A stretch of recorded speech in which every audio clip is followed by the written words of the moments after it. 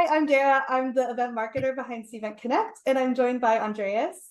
Hey everyone, I'm the lead designer for Cvent CONNECT. And today we're going to show you a few tips and tricks that you can use to optimize your user experience on your Reg website.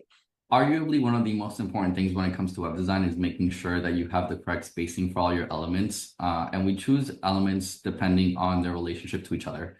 So what you're going to see here is that we have a few different tiles that when you drag them in from Site Designer, they're going to have a default value of 15 pixels, but we don't want that. We use something called the 8-point grid system. And what that is that all of the values that you choose for this should be divisible by 8. So when you go down here, we have an example of those tiles with that 8-point grid system. And so when you go into here, you're going to see that we have a top and bottom value of 16, and we have a right and left value of 24, just to make sure things have the right amount of space. When you go into the description, you're going to see that when I go into these values, I have a top spacing of 8. And the lower this value is, the more in relation it is to the content right above it.